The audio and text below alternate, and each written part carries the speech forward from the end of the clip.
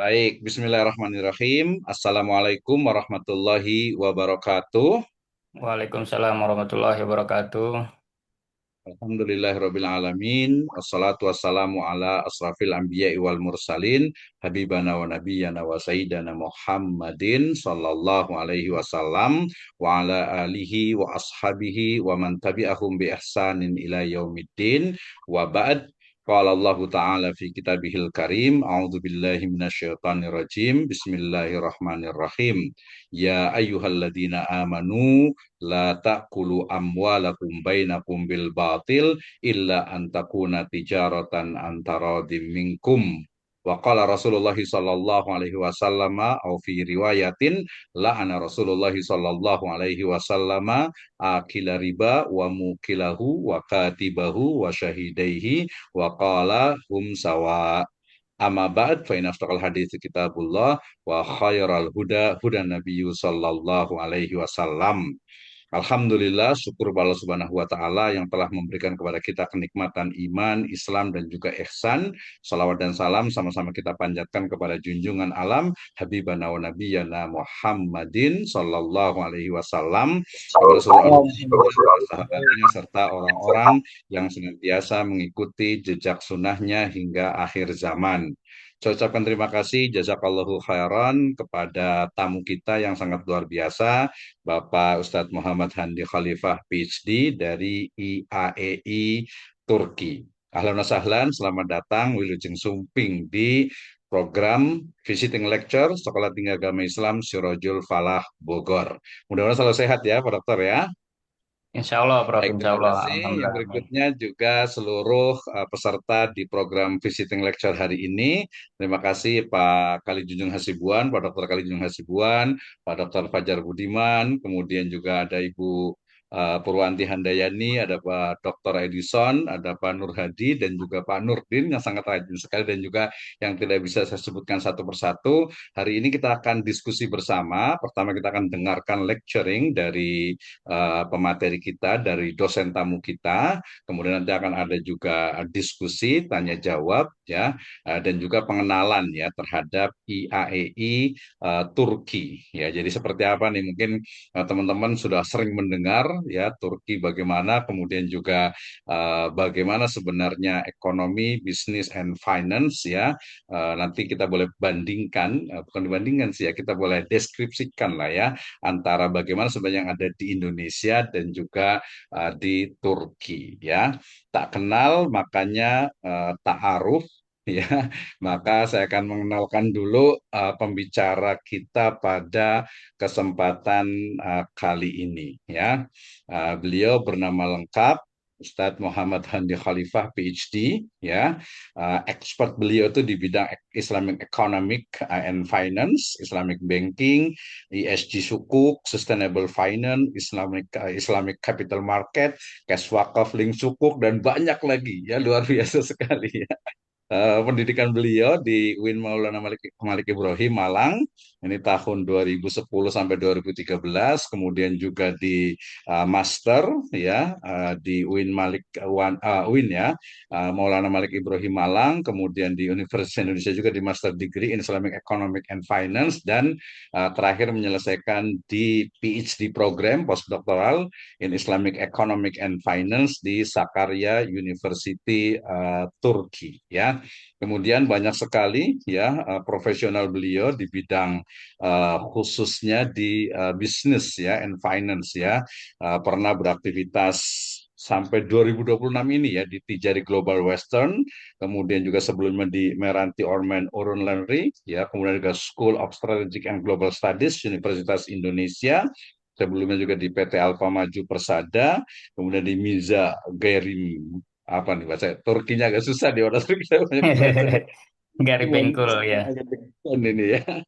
Ya, Demiza Gary Mingkul Yatirim ya LCD, kemudian Belis Internasional, dan beberapa istilahnya itu keahlian beliau dan juga organisasinya ini cukup banyak sekali nih ya. Jadi luar biasa sekali ini, saya istilahnya itu menghubungi juga berkali-kali, tapi waktunya memang sangat busy ya. Kemudian beliau juga tadi aktif yang paling penting ini di Indonesian Association of Islamic Economics di IAEI ya, Ikatan Ahli Ekonomi Islam Indonesia, tentu saja di Vice Chairperson ya. Kemudian support di Islamic Economic Policy Development, Research Collaboration, Capacity Building Initiative, Industrial and Trade Relation, Economic Empowerment ya. Kemudian juga aktif di MES, kemudian juga di ICMI, kemudian juga Islamic Finance News di IFN, dan juga di Emerald Publishing ya. Publikasi beliau ini salah satu dari kelebihan ya kuliah di beberapa tempat yang memang budayanya, artinya itu milieunya itu sangat akademik gitu ya. Jadi cukup banyak beliau nih yang nanti bisa lihat di Google Scholar dan juga tentu saja di ID Scopus ya. Jadi ini cukup banyak sekali ya. Tadi bisa dibacakan satu persatu. Nah, sampai habis ya. Certification juga bukan lagi nasional tapi international certification. Ada standarisasi dari MUI tahun 2006-2009.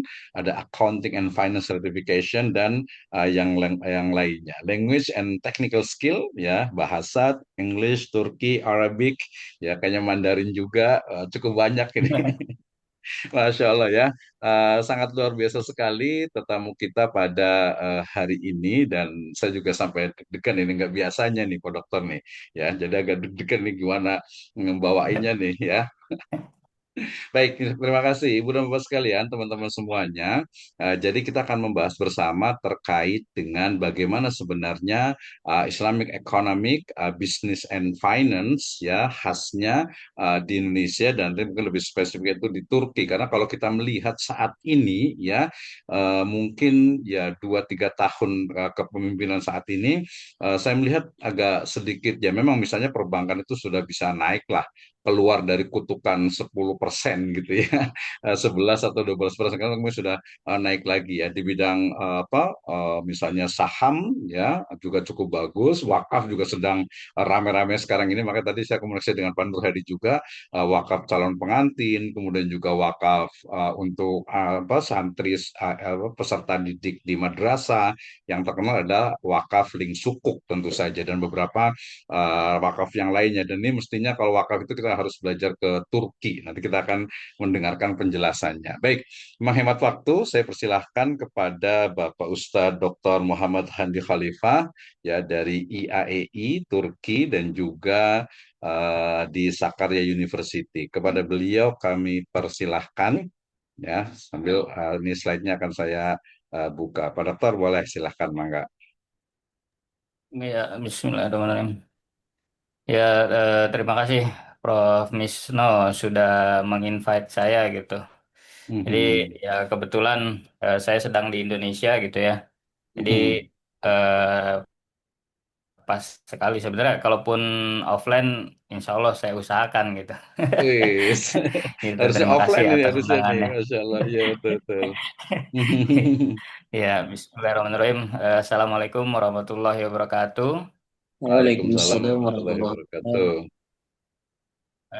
Innal hamdalillah nahmadu wa nasta'inu wa nastaghfiruh wa na'udzu billahi min syururi anfusina wa min sayyiati a'malina may yahdihillahu fala mudhillalah wa may yudhlil fala hadiyalah. Asyhadu an la ilaha illallah wa asyhadu anna Muhammadan abduhu wa rasuluh la nabiyya ba'dah.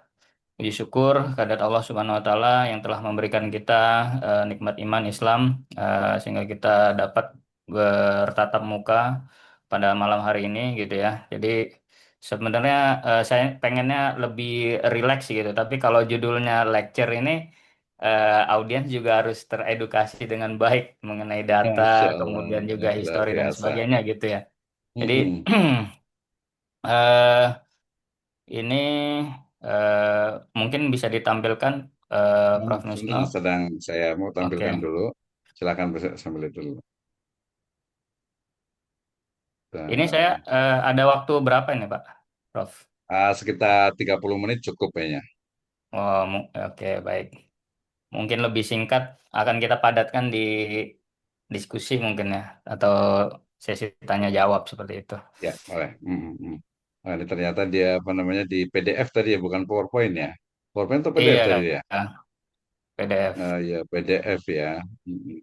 Oke, saya tadi PowerPoint as a background soalnya itu. Oke, ntar sambil berjalan. Ya, silakan, dokter. Prof. Ya,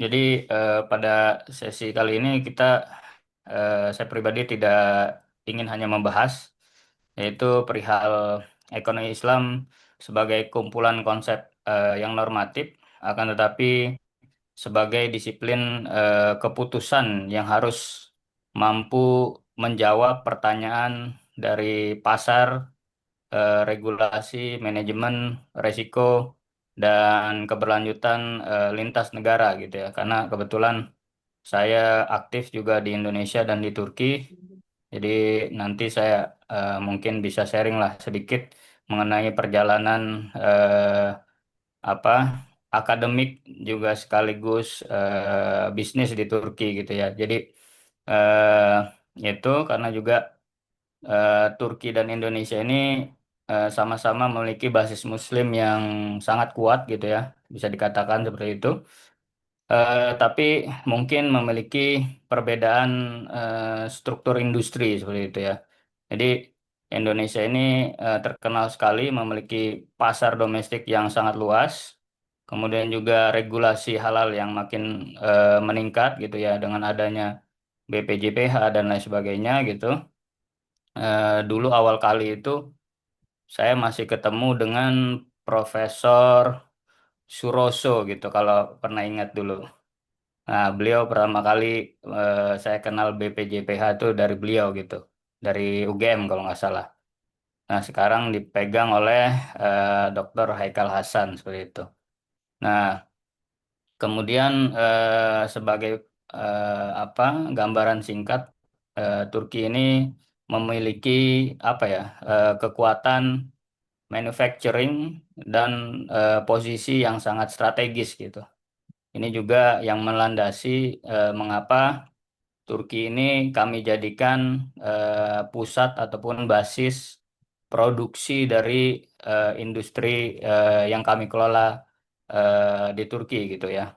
Jadi Turki itu kan posisinya itu Asia Tengah gitu kan, sentral. Jadi sebagian teritorinya ini masuk di Asia, sebagiannya lagi itu wilayah Eropa gitu kan. Nah itu juga ada tandanya itu.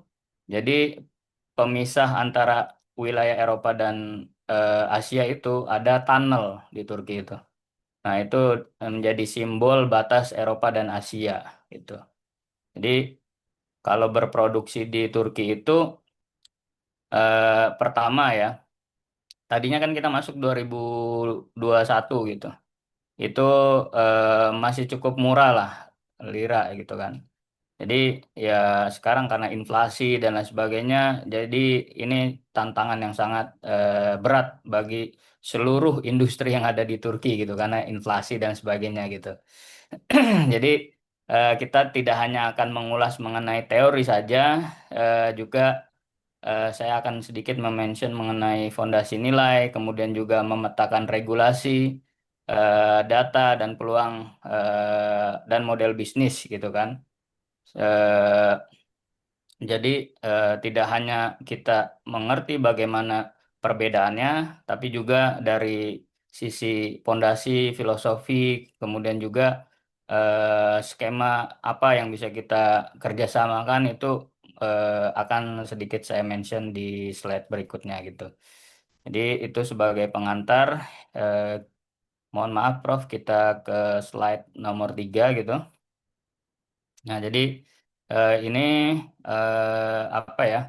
Sebagai eh ini nomor 4 Prof. Nomor 3 sebelumnya, Prof. Mohon maaf. Ah, ya. Jadi eh kata kuncinya dari slide ini adalah jangan kita memisahkan antara syariah dengan kelayakan bisnis gitu kan. Jadi kita juga perlu memahami bahwa label syariah ini memberikan tidak hanya sekedar slogan, akan tetapi menjadi arah moral gitu ya. Dan kelayakan bisnis memberi kita mengenai disiplin realitas gitu. Jadi jika suatu usaha halal itu berbasiskan produk, tetapi tidak memiliki permintaan ataupun tata kelola serta kontrak yang jelas, maka itu akan sulit bertahan gitu. Jadi mengapa juga banyak anggapan bahwasannya praktek-praktek keuangan syariah, bisnis syariah ini dianggap sebagai hanya gimmick gitu ya. Nah, ini yang harus kita luruskan gitu. Walaupun pada prakteknya memang banyak orang menunggangi praktik-praktik seperti tersebut gitu. Jadi eh, akadnya tidak jelas gitu kan, tapi namanya Islami gitu. Nah, itu yang menjadi problematika hari ini gitu kan. Seperti misalnya yang paling update itu kan mengenai dana syariah gitu ya. Nah, itu luar biasa itu. Itu menjadi catatan penting, bahan koreksi. Juga kita juga harus mau mengintrospeksi bahwasannya ternyata masih banyak kelemahan eh, dalam industri ini gitu. Dari sisi pengawasan maupun implementasi gitu. Bukan hanya sekedar labeling kemudian rilis produk dijual akan tetapi tidak diawasi. Nah, ini yang kita perlu konsen di sana.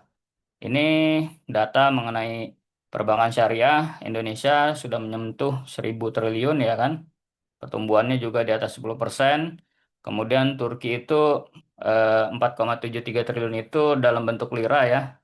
Kalau hari ini tuh sekitar kursnya kalau nggak salah 370 rupiah per lira gitu. Kalau 4,73 triliun ini sekitar 1.700 triliun berarti. Nah, ini sebenarnya angka ini bukan sekedar kita pahami angka statistik ya. Jadi ternyata kita harus menafsirkan ini sebagai institusi keuangan yang sudah modern dengan angka segitu gitu kan. Jadi kita ini eh, saya pernah mengulas juga bahwasannya keuangan syariah ini bukan pemain pinggiran lagi gitu kan. Nah, itu kita udah jadi aktor utama dengan nilai itu gitu.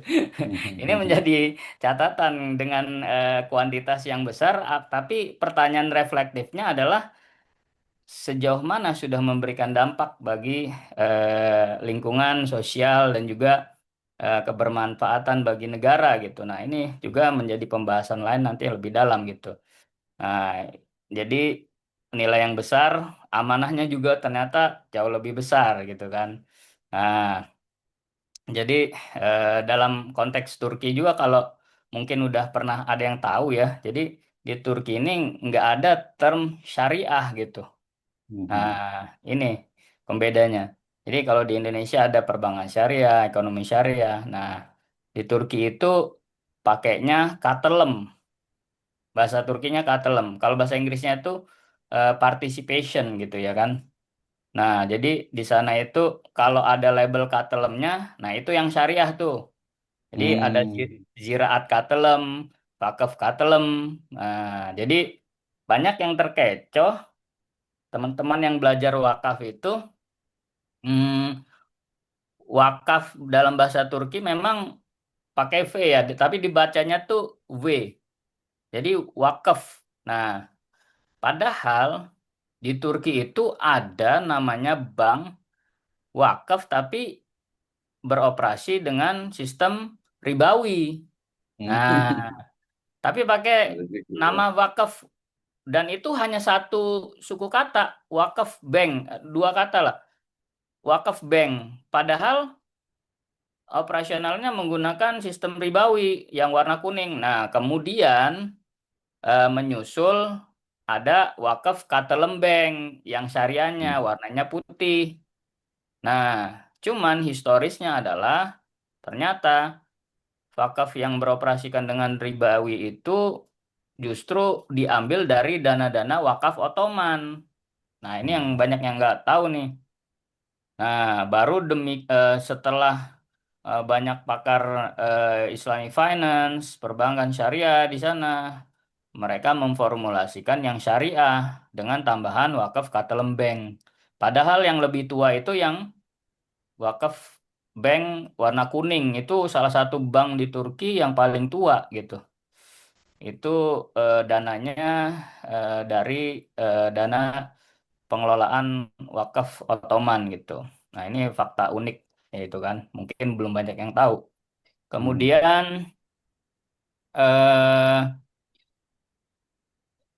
kemudian kita ini juga ada apa ya, OJK kemarin itu mungkin next aja, Prof. Jadi ini ke profile saya sudah ini ya. Jadi sebagai gambaran singkatnya aja seperti ini. Jadi ketika COVID itu seluruh negara di dunia ini mengalami turbulensi yang sangat tajam ya, terutama dari aktivitas ekonomi, termasuk di Turki itu mobilitas sangat terbatas, sehingga menyebabkan apa? Menyebabkan berbagai industri itu rontok, Prof. Jadi, Hmm. nah ini yang menjadi celah bagi kami untuk mengakuisisi dan merger perusahaan-perusahaan yang dia sudah established di atas 20 tahun, punya sistem, punya manpower, SDM, kemudian loyal customer. Nah, akan tetapi dari sisi keuangan mereka itu bleeding semua, Prof. Jadi Hmm. di, ada barang bagus dijual murah gitu loh. Iya, betul, betul. Ah, kan kalau kita masuk ke market yang belum pernah kita jamah sama sekali, itu kan seperti gambling, Prof. Jadi Iya, betul. ini salah satu shortcut dalam praktek bisnis, ada istilahnya merger dan akuisisi. Nah, ini yang kami lakukan di Turki itu sebenarnya gitu.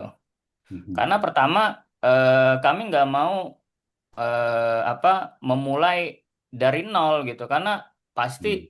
membangun sistem selama 20 tahun jatuh dan bangunnya itu kan nggak gampang bisnis apalagi kan gitu. Jadi Mhm.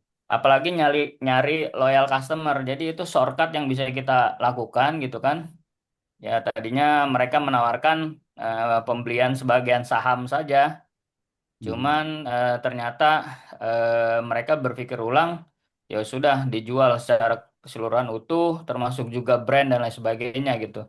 Akhirnya kita mulai produksi, sudah mesinnya sudah ada, manpowernya sudah ada, sistemnya udah tinggal operasional, hanya saja keuangannya yang bermasalah gitu kan waktu itu. Jadi Mhm. itu yang kita solve dari situ. Nah, kemudian di Turki itu ada regulasi eh, dulunya itu li, eh, 5 banding 1, Prof. dua ribu dua Mhm. puluh satu itu. Jadi satu orang asing harus mempekerjakan 5 orang Turki. Jadi dia Hmm. harus menyerap tenaga kerja lokal Mhm. gitu. Cuman karena waktu itu tuh karena di Turki itu modal produksi tinggi, jadi cara mensiasatin beberapa industri itu dengan merekrut apa imigran-imigran gitu loh yang dari Suriah dan lain sebagainya yang mereka itu butuh penghidupan gitu kan. Tapi eh, apa sebenarnya mobilitas mereka itu dibatasi oleh undang-undang. Jadi kalau dia ditempatkan di daerah misalkan Istanbul tidak boleh ke bursa dan lain sebagainya. Jadi kita mengkaryakan ya, mengkaryakan Mhm. beberapa imigran itu untuk bergabung dengan kami gitu. Nah, Mhm. kemudian ini ke slide nomor 7, Prof. Jadi untuk Waduh ya. mempersingkat juga gitu ya. Ini tadi beberapa alasan juga mengapa kami memilih Turki. Secara teritori, Turki sangat strategis ya karena Napoleon Bonaparte itu The Lion of Europe itu juga pernah bilang kalau ada ibu kota dunia, maka Turki adalah ibu kotanya gitu. Saking Mhm. sentralnya Turki gitu kan. Terlepas Mhm. dia di sana ada dinasti apa Utsmaniyah gitu kan dan lain sebagainya, tapi itu pun diakui oleh orang lain gitu. Nah, bahwasannya Turki itu memang sentral. Nah, kita juga ngirim ke UIA, kemudian juga ke UK. kemudian ke Saudi itu karena dekat, Prof. Jadi Iya, ketika betul. itu tuh modal produksinya itu relatif lebih murah gitu kan daripada di Jerman, eh, Prancis, kemudian UK gitu kan. Kalau dijajarkan dari empat negara ini, ya jelas Turki itu paling affordable gitu. Ba- Dan itu banyak negara-negara Eropa, brand-brand Eropa itu melakukan produksi, bikin pabrik di Turki untuk menekan kos, kemudian mereka kirim, ekspor ataupun jual ke negaranya masing-masing. Sebagai contoh ke Jerman gitu kan. Itu Hmm. jadi kalau kita jual ke Jerman itu eh, selisihnya bisa 4 sampai 5 kali lipat, Prof. Mhm. Jadi kalau di Turki itu tantangannya pertama regulasi, kedua juga inflasi gitu. Jadi sebagai Ya, contoh aja, betul. itu kan suku bunganya itu 30 sampai 40%. Itu kalau orang Indonesia suruh bisnis di sana pasti pusingnya minta ampun itu. Gimana Iya. caranya? Jadi kalau beli raw material nih, beli raw material sebagai ini fakta unik nih, fakta uniknya.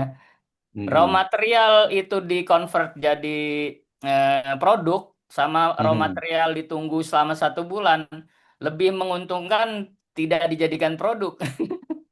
Nah ini Mhm. kan lucu kan? Nah Iya, betul. terus misalkan fakta uniknya lagi mobil.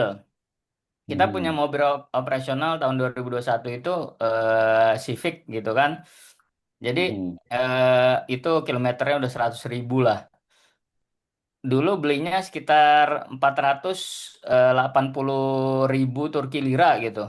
Hari ini Mhm. tuh harga secondary marketnya udah 1.800, bisa dibayangin, Prof. Mhm. Mau Mhm. dikonversi ke dolar sekalipun, masih untung sekitar 4%. Mhm. Betul, betul. Jadi mobil investasi. Nah, uniknya lagi kalau brand Eropa itu harganya sekunderinya lebih tinggi lagi daripada brand-brand Asia kayak Honda, Toyota. Nah, ini fakta-fakta unik yang mungkin orang eh, harus melakukan bisnis di sana yang baru tahu nih fakta-fakta unik ini Iya, gitu harus ke kan. Turki ya, Pak Jadi Pak Rea. ada bisa jadi hedging. Kalau di sini kan hari ini beli besok udah turun ya harganya gitu kan. Iya, betul. Nah, itu. Nah, itu kemudian kita geser ke slide nomor 9, Prof. Izin. Eh,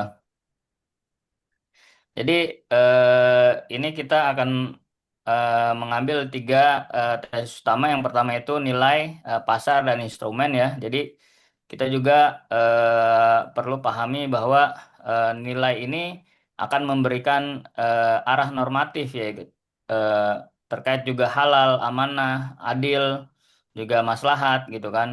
Kemudian pasar ini akan memberikan ruang aktualisasi gitu ya seperti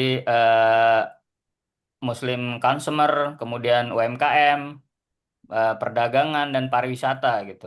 Kemudian instrumen ini akan memberikan perangkat kelembagaan seperti bank, kemudian sukuk, wakaf, zakat, fintech dan lain sebagainya gitu. Jadi ketika tiga unsur ini bertemu, jadi ekonomi Islam itu dapat bergerak dari moralitas individual menuju sistem bisnis yang produktif gitu kan. Nah, sebagai contoh itu di gambar itu namanya Istanbul Financial Center gitu. Jadi di Turki itu membentuk financial center. Kalau di Jakarta mungkin SCBD gitu ya. Iya, Jadi betul. Turki ini mau menempatkan diri sebagai pusat keuangan regional gitu kan. Termasuk di dalamnya ada participation finance gitu kan. Nah, jadi eh, ini juga menjadi catatan bagi Indonesia juga memiliki populasi ya, kan? Kuantitas. Populasi kan berbicara kuantitas, Prof. Nah, Iya, betul. untuk kualitas ya kita koreksi diri masing-masing gitu untuk kualitas. Jadi Perlahan-lahan. ada istilah majority in quantity, minority in quality. Tapi insya Betul. Allah Indonesia tidak berada di situ gitu kan. Populasinya banyak, kualitasnya juga oke gitu kan. Kenapa? Oke, insya Ya Allah. karena dari data-data ya gitu kan, data-data Mhm, yang dirilis itu cukup meyakinkan gitu kan. Jadi kalau patokannya data, ya kita cukup optimis lah untuk industri ini gitu ya. Tidak mhm. yang lain-lain saya walau alam gitu. Jadi eh, itu juga eh, kemudian kalau dari hal ini eh, kita juga perlu ya menanyakan bahwasannya apa yang kita akan korbankan terlebih dahulu gitu kan ketika berhadapan dengan realita apakah nilai konsumen ataupun tata kelola gitu kan. Jadi ini yang menjadi catatan kita. Kemudian kita geser ke slide nomor 12. Jadi di sini saya Ini ingin ya. menjelaskan sedikit mengenai peta ekosistem dan melihat ekonomi Islam itu secara lebih luas gitu kan. Mungkin beberapa di sini juga udah banyak yang tahu mengenai data ini, mengenai halal food, ya kan, eh, kemudian agroindustri mencakup di dalamnya juga ada sertifikasi, keamanan pangan gitu kan, ekspor impor. Kemudian juga di Islamic Finance itu ada sukuk, takaful gitu kan. Nah, jadi sebenarnya yang unik dari Indonesia juga, Indonesia ini laboratori dari inovasi gitu. Jadi kalau kata Prof. Mhm. Wisnu tadi mau belajar wakaf di Turki, tapi sebenarnya kalau untuk inovasi kita leading loh Prof. Jadi Wah, luar kita biasa punya ya. Ada cash Prof wakaf. Handi soalnya nih. Iya, saya mengakui loh, saya nggak subjektif Hmm, gitu. Bahkan mhm. kita diapresiasi kan dengan ISDB dengan munculnya cash wakaf link sukuk. Betul. Benar kan? Mhm. Nah, itu Betul, betul. Mhm. dicatat tinta emas gitu kan. Dulu mungkin Mhm. Turki, sekarang Indonesia harus jadi yang terdepan gitu kan. Nah, leading ya, Karena insya kan Allah ya. Luar iya, biasa. sebuah bangsa itu bisa maju karena inovasi. Kalau tanpa Betul. inovasi, dia akan terjadi kejumutan mundur ke belakang gitu. Jadi Mhm. Indonesia harus jadi leader dari inovasi-inovasi dari produk turunan keuangan syariah. Meskipun saya tahu tuh dulu itu debatnya nggak habis-habis gitu kan, maju mundur dari aspek fikihnya dan sebagainya. Tapi alhamdulillah gitu kan karena belum ada satupun yang kepikiran mengenai itu ya akhirnya kita yang jadi dapat penghargaan inovasi tersebut gitu kan. Itu kan butuh Mhm. keberanian Prof. Karena Betul. debatnya panjang kan. Mhm.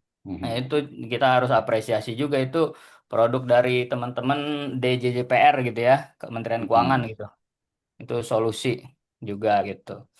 Nah, kemudian eh, ini juga poin pentingnya adalah eh, di situ dituliskan bahwasannya syariah nilai syariah itu harus menciptakan trust gitu kan. Nah, kemudian trust itu akan menurunkan biaya transaksi gitu kan. Kenapa? Mhm. Saya punya pengalaman nih gitu kan. Jadi trust Mhm. itu ternyata modal terbesar, Prof. Jadi kalau Betul. tanpa trust itu karena kita juga kan masuk investor dari Indonesia gitu, Prof ya. Jadi Mhm. kalau tanpa ada trust itu ya mungkin orang jangankan 1 juta, 1 rupiah pun orang tidak akan menitipkan uangnya gitu kan. Iya, Nah itu betul. Mhm. kredibilitas dan trust itu sangat penting gitu. Itu bisa juga memotong cost gitu terkadang. Memotong cost, memotong proses gitu kan dan lain sebagainya gitu. Mhm. Dan ini juga meningkatkan kemampuan ekosistem untuk tumbuh lebih tinggi gitu kan. Jadi ini juga sebenarnya sangat selaras gitu dengan teori ekonomi kelembagaan gitu. Jadi Mhm. kepercayaan itu mengurangi kebutuhan pengawasan berlebihan gitu kan. Ya kalau kita prakteknya hari ini, ah udahlah, saya percaya sama orang ini kayak gitu. Tapi kalau ada Mhm. Betul. kalau nggak percaya, ya dipasang CCTV, dipasang GPS ya Prof ya. Iya, betul.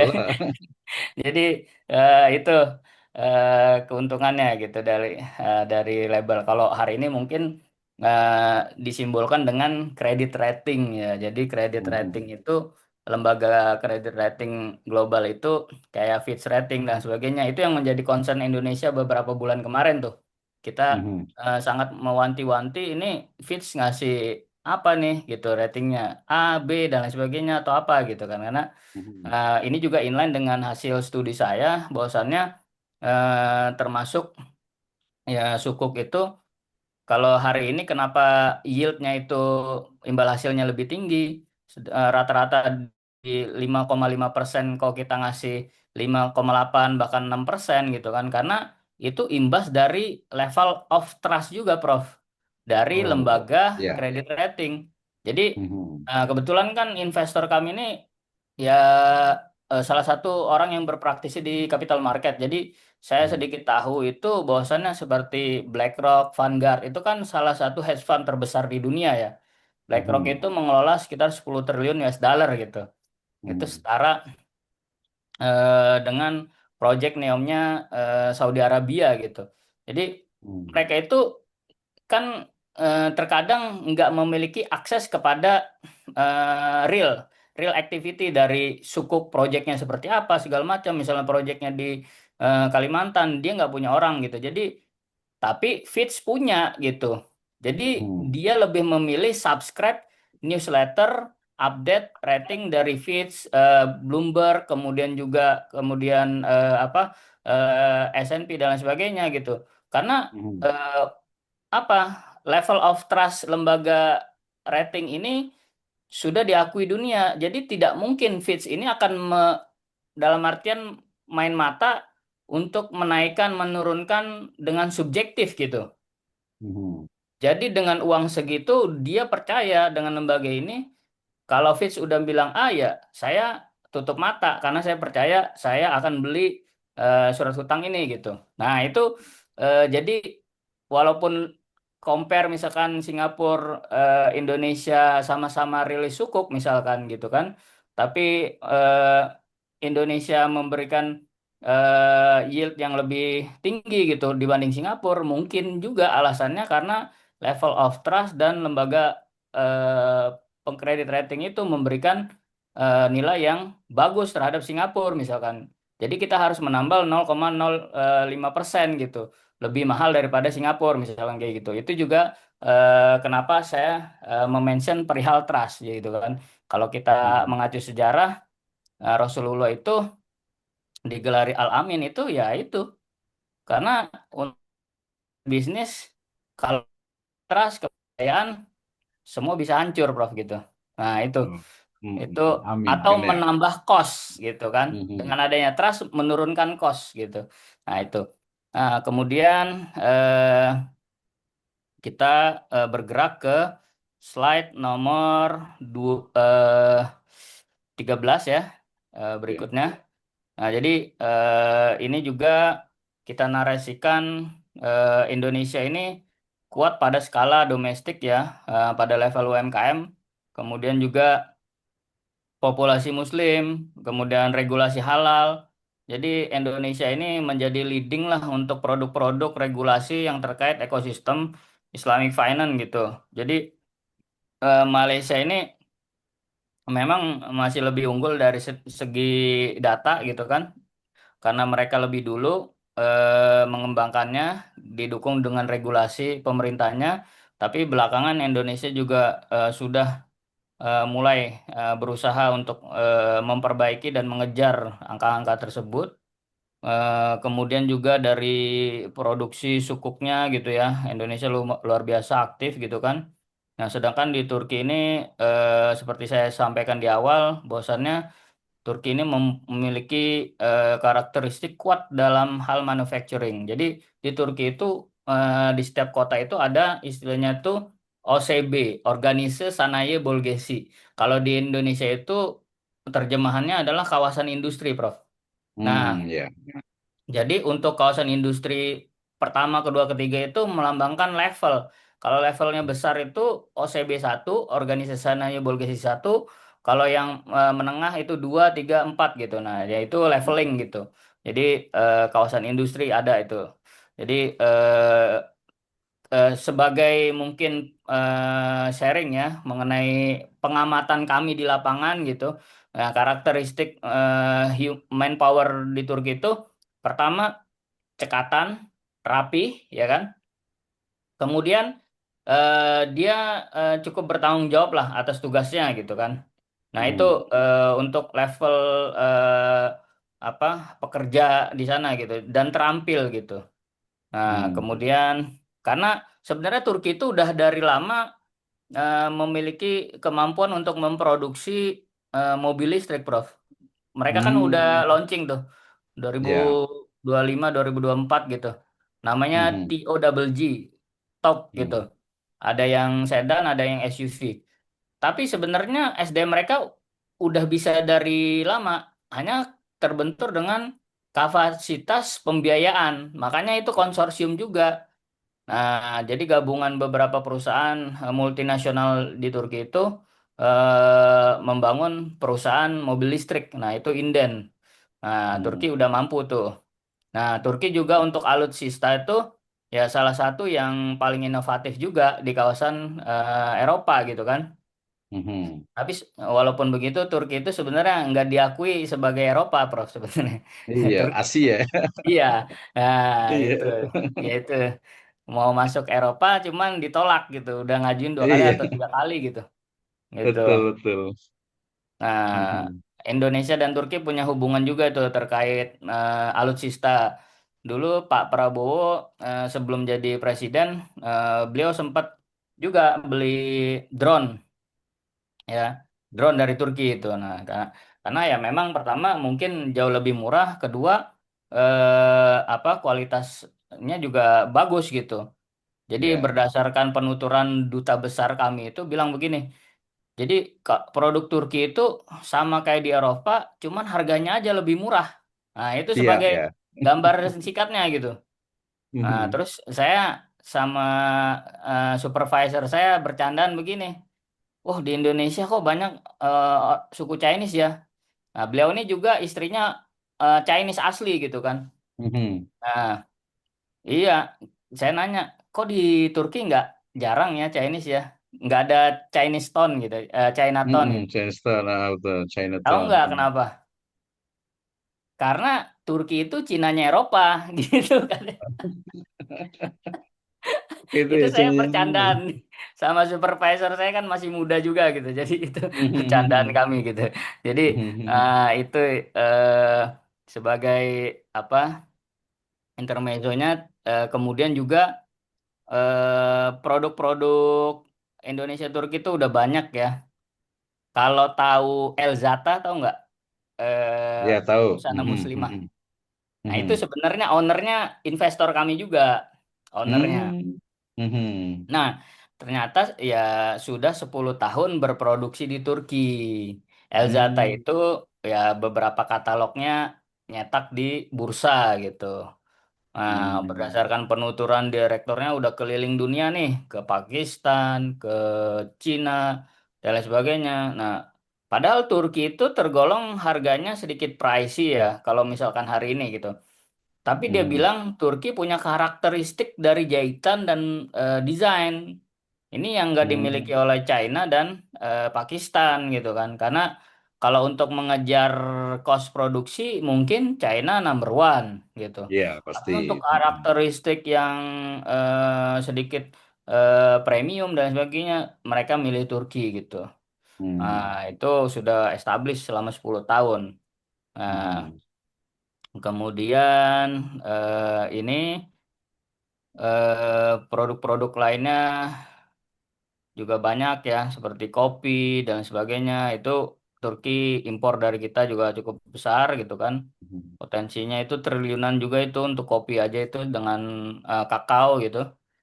Mhm. Nah, fakta uniknya adalah orang taunya kopi Turki, padahal Turki itu termasuk ya kalau dibilang nggak ada kebun kopinya. Hmm. Mereka itu impor dari Brazil, Prof. Nah, jadi Oh, kopinya ya. iya, Mhm. tapi orang taunya kopi Turki karena dimasak di atas pasir itu kan, sama Mhm. yang kompor kecilnya itu yang khasnya itu gitu.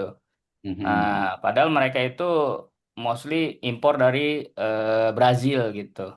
Jadi Nah, nggak ada Brazil. kopi Turki ya sebenarnya ya. Iya, Kopi aslinya ya. kalau dalam Tapi industri kopinya ya. modern itu namanya white labeling, Prof. Hmm. Iya, iya, Tapi iya. brandingnya di Turki gitu kan, Di dapatnya Turki ya Turki betul. gitu kan. Hmm, hmm, hmm, Nah hmm. itu Turki berhasil membranding itu. Hmm, hmm. Kemudian ini kita ke slide 14 gitu. Jadi ini regulasi ya, ini sangat penting gitu. Jadi kita nggak mungkin juga masuk ke negara orang untuk melakukan bisnis, apalagi berproduksi tanpa memahami apa regulasi. Jadi, tapi ini cukup challenging. Nah, makanya saya berpesan kalau misalkan ada yang tertarik untuk investasi, berbisnis, merger acquisition di Turki, itu meng-hire apa lawyer dan akuntan yang bagus, ya kan, Iya, dan dapat pasti ya. dipercaya. Ini Kenapa? betul. Karena ini adalah apa ya, guidance lah Hmm, hmm.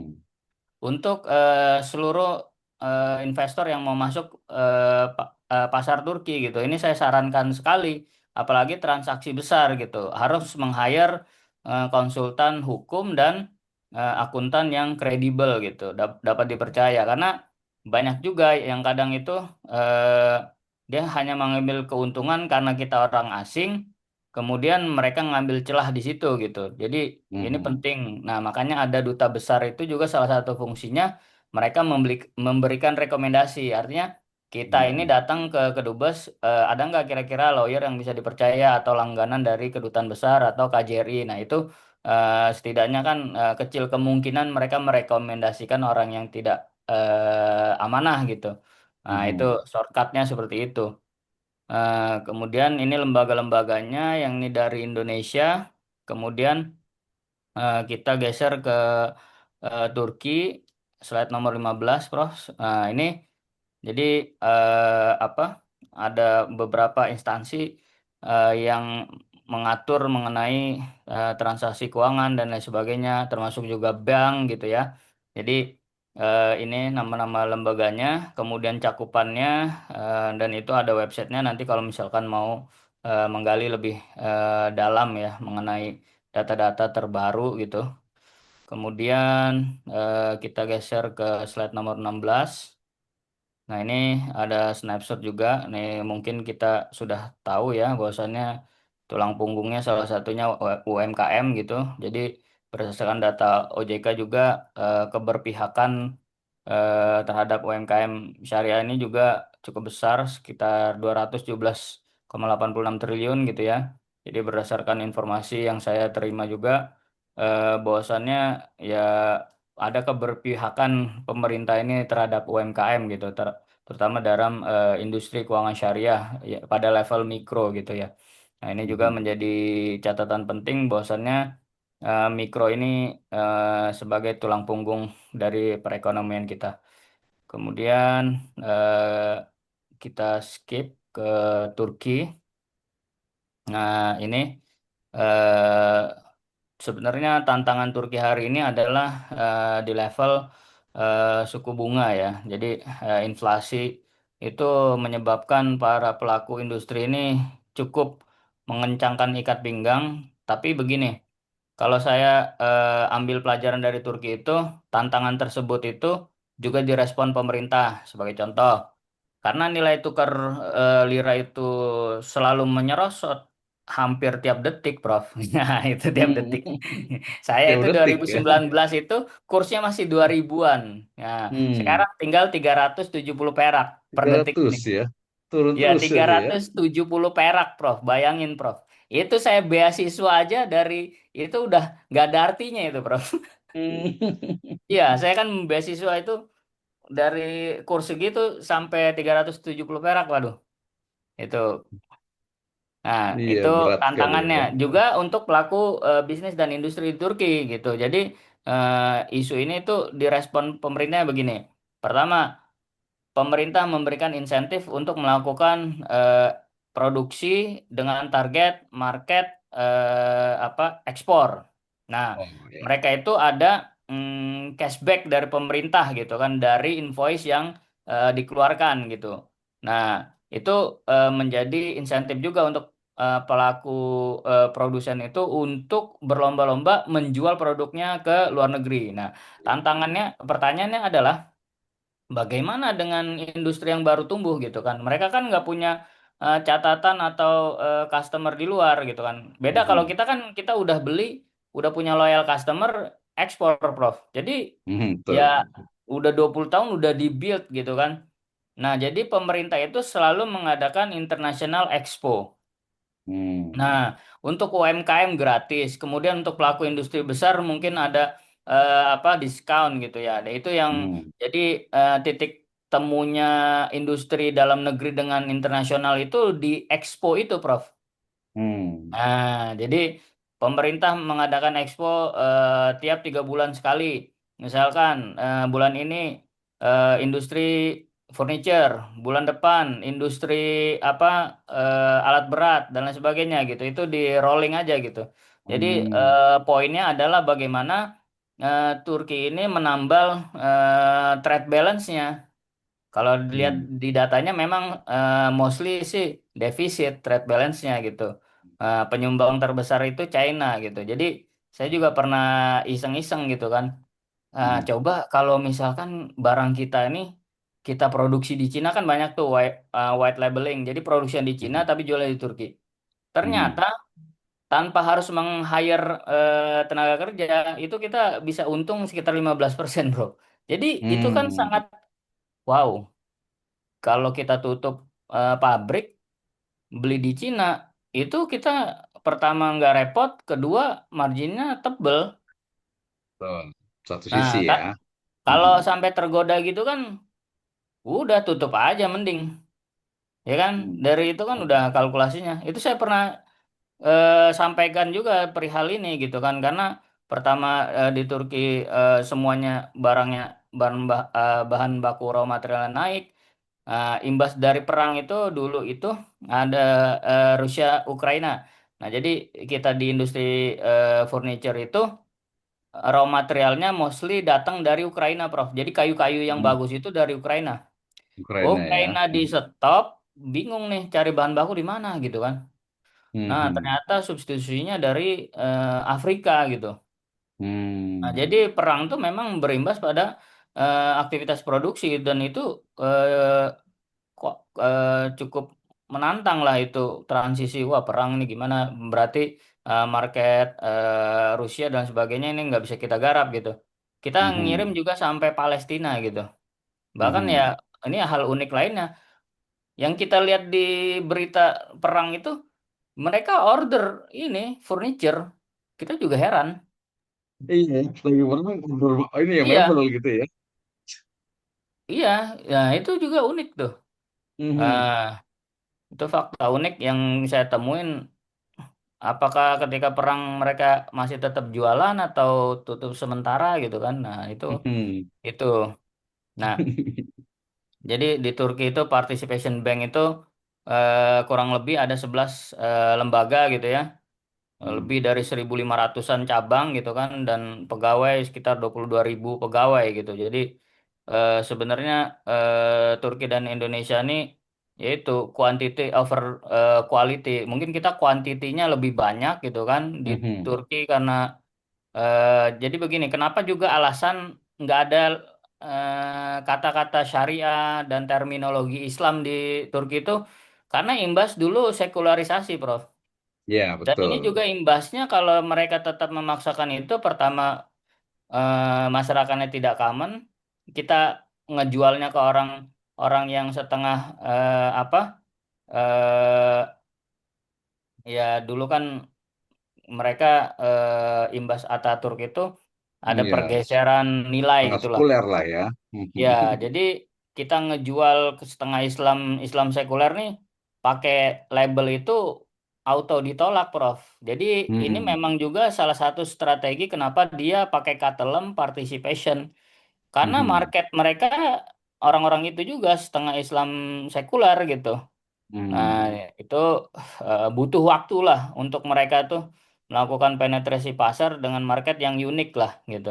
Mhm. Nah, itu kemudian apalagi oh ya perbankan syariah di sana itu rata-rata milik orang-orang Arab, kayak Al Hmm. Barkah, Kuwait Turk ya dan sebagainya itu justru negara-negara Arab itu melihat Turki sebagai market yang strategis gitu kan.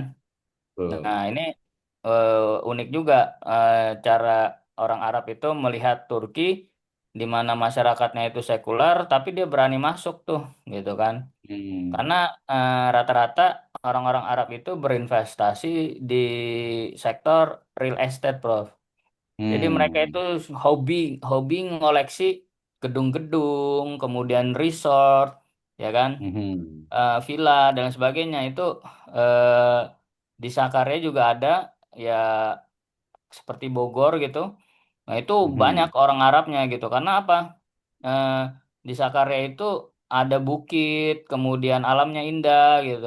Nah, mereka Hmm. bikin villa tuh, beli villa dan sebagainya. Karena di Turki itu ada insentif dia bisa dapat green card Hmm. seperti warga lokal dengan minimum investasi sebesar kalau dulu 250.000 USD. Kalau dulu. Hmm. Sekarang itu Hmm. sekitar 400 sampai 500.000 US dollar. Nah, Hmm. jadi ini cara pemerintah untuk menambal volatilitas dari lira itu dia ngobral green card ke Lengkap ya. investor. Hmm. Ayo masuk segini, nanti saya kasih green card gitu loh, bro. Hmm. Betul, betul, betul. Jadi Hmm. ada kalau dia dapat green card kan ada setidaknya perlakuan yang serupa tapi tidak sama dengan warga lokal gitu. Warga lokal. Ya, ya itu. Eh, Kemudian kita geser ke slide nomor 19. Nah, jadi ini ada metriknya ya untuk halal food dan sebagainya. Nah, itu Indonesia itu selalu jadi peserta rutin tiap tahun lah untuk halal Hmm. industri. Kita selalu di-invite untuk masuk. Nah, jadi em, em, Turki itu sangat butuh rempah-rempah dari Indonesia gitu. Sedangkan kita ini Hmm. melimpah ya. Jadi untuk Betul. apa? Vanila, coklat, kopi gitu kan, dan lain Hmm. sebagainya itu Turki itu sangat butuh itu komoditas-komoditas Hmm. itu. Nah, itu mungkin kalau lebih detailnya bisa datang ke KJRI karena mereka juga punya basis data buyer yang di sana gitu. Jadi untuk Hmm. shortcut saya kasih tahu datang aja ke KJRI minta datanya. Saya punya data produk apa. Nanti mereka insya Allah mau memberikan data langsung eh, apa via WhatsApp gitu dengan calon buyer gitu atau mereka akan berkunjung gitu. Nah, cuman menjadi catatannya itu adalah konsistensi terhadap quality control. Jadi saya Hmm. punya kolega itu orang Arab memang, mantan dubes Hmm. Arab Saudi di Jepang. Nah, Hmm. beliau ini pernah beberapa kali berbisnis ngambil produk dari Indonesia. Catatan Hmm. dari beliau ini begini, Prof. Terkadang kita beli Indonesia memang murah, tapi ada tapinya. Dari QC, quality controlnya ini kadang-kadang suka mengelolosin barang-barang reject, Prof. Nah, ini Iya, jadi kurang catatan bagus lah. ya. Ini Hmm. bukan aib, tapi catatan untuk Hmm. improvisasi Betul, gitu. Jadi ini betul, betul. trader gede gitu. Jadi Hmm. kuantitinya juga gede. Cuman ya itu. Kadang juga kita dalam industri lokal aja, seperti misalkan nih, saya punya temen itu dia beli durian dari Palu ya kan. Hmm. Nah, itu udah pasti 30% itu reject. Reject, betul. Dia bilang udah pasti. Dan itu udah Hmm. saya hitung berapa saya harus ngejual gitu kan. Enam Hmm. puluh lima ribu per kilo. Kadang di market 70, 80. Nah, karena dia udah menghitung ini rejectnya pasti 30. Nggak mungkin kurang gitu kan. Nggak Kurang mungkin ya. kurang gitu. Nah, itu udah harus dihitung tuh. Nah, ini yang menjadi Hmm. catatan gitu dari kita kalau Hmm. untuk mengakses market global market gitu kan. Hmm. Kita mungkin murah, tapi harus diimbangi dengan quality control yang ketat gitu. Agar Hmm. apa? Terjadi repeat order, trust, ya kan? Hmm. Ya, betul. Tidaknya 3 kali. membangun Mhm. trust itu di aktivitas trade global tuh seperti itu. Bahkan kita punya customer tuh apa Prof gini, kita ketemu di Istanbul, saya bawa uangnya cash gitu. Mhm. Gitu. Itu kalau udah level trustnya udah apa tinggi, orang percaya begitu gitu. Kan Mhm. kadang ya ribet lah segala macam gitu, butuh ini butuh itu persyaratannya gitu. Nah ini level of trust harus kita tingkatkan untuk bermain di level global gitu. Itu salah satu kunci pembukanya seperti itu. Nah kemudian kita ke slide nomor 25 Prof. Izin kita percepat juga. Nah jadi eh, ini sebenarnya salah satu bahan ajar saya juga. Jadi Mhm. eh, bootstrapping itu untuk level awal ya. Jadi kalau untuk kayak venture capital dan sebagainya itu harus memang memiliki jam terbang, kemudian juga tingkat kepercayaan yang tinggi gitu, apa pengalaman Mhm. juga gitu. Jadi eh, kalau kita masih bermain di level pemula ya eh, mungkin masih banyak hal-hal lain, hal-hal kecil yang harus kita urus gitu dan sebagainya gitu. Nah, ini juga menentukan akad apa yang kita akan gunakan gitu kan. Nah, Mhm. ini kalau kita berbicara dari segi financingnya seperti itu. Di luar dari skala eh, apa bisnis ataupun usaha gitu. Nah, ini juga terkait kalau misalkan kita dihadapkan hari ini dengan yang saya baca itu dari berita bahwasannya beberapa kepala daerah lebih dari 300 itu dihadapkan dengan ketidakmampuan membayar kewajiban terhadap pegawainya seperti itu ya. Jadi Mhm. ada inline juga dengan riset saya gitu mengenai sukuk gitu kan.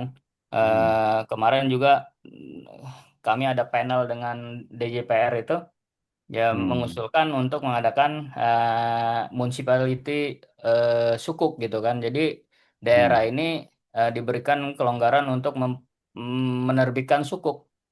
Jadi di Turki itu ada nama kota namanya Konya itu dia Mhm. mau bikin smart smart city. Nah itu pembiayaan instrumennya eh, municipality sukuk. Jadi sukuk daerah. Nah, jadi Mhm. kan memang tidak bisa digunakan sukuk itu sebagai apa sekali pakai habis gitu kan. Tapi Mhm. dijadikan sumber revenue generating dalam mengelola daerah gitu. Nah, Mhm. kalau kita berkaca kayak misalkan di Amerika itu ya memang ini contohnya tidak syariah, tapi contoh ini merubah ladang padang pasir menjadi triliunan rupiah gitu kan. Bahkan saya pernah Mhm. hitung itu setara APBD Kota Bogor gitu ya. Nah, Mhm.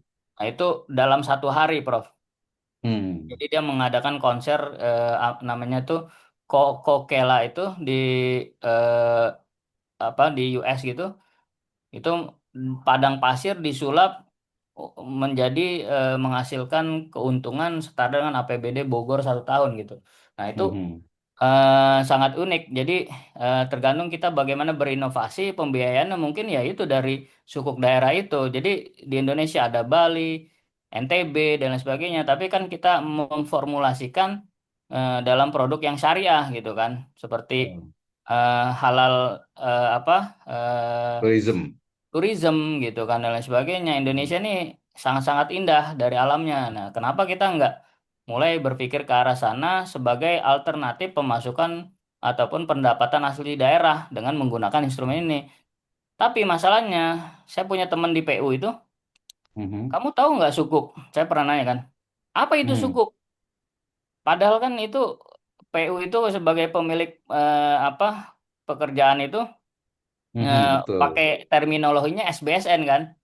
Oh, iya. Oh, SBSN, iya saya tahu. Emang apa sih itu? Oh.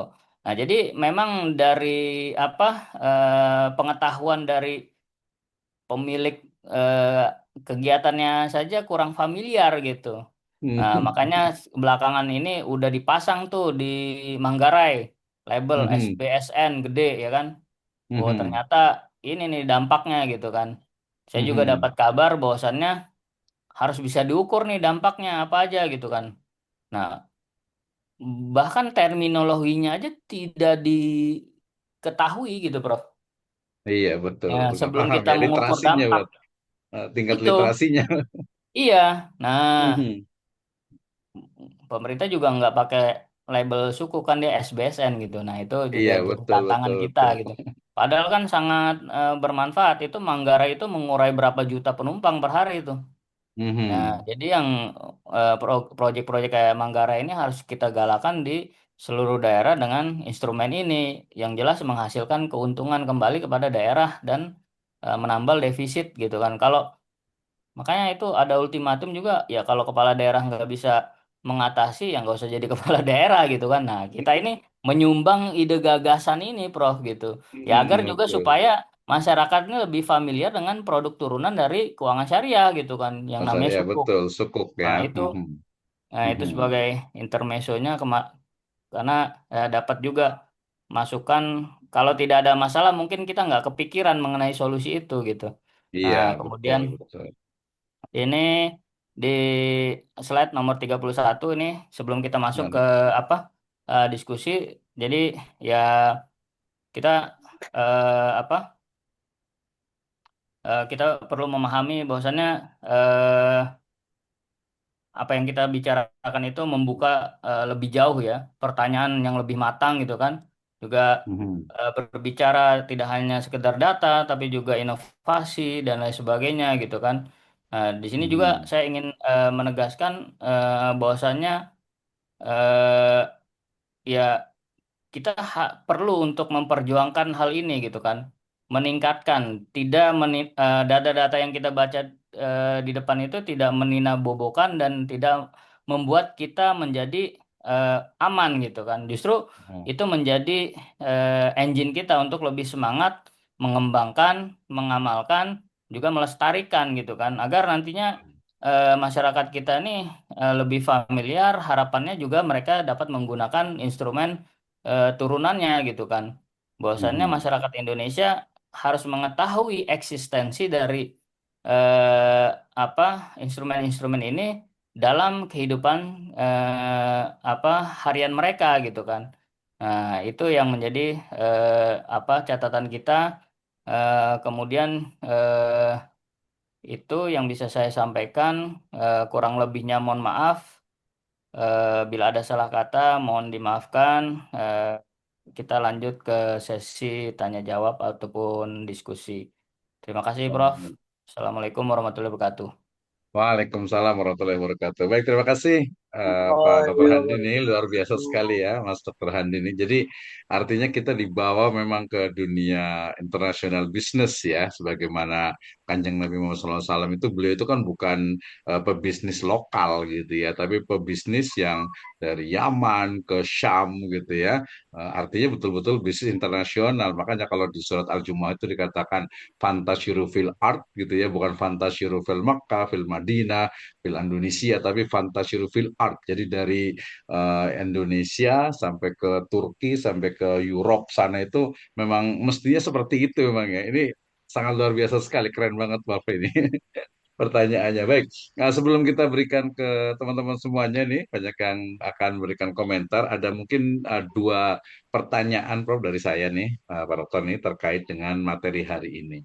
Pertanyaan pertama mungkin kita berangkatnya dari basic, karena di sini ada juga beberapa mahasiswa, baik itu yang program S1 ataupun S2, ada yang di S1. Terima kasih Kang Wawan di Ekonomi Syariah S1, ada Handayani, Bu Purwanti Handayani di S2 Ekonomi Syariah.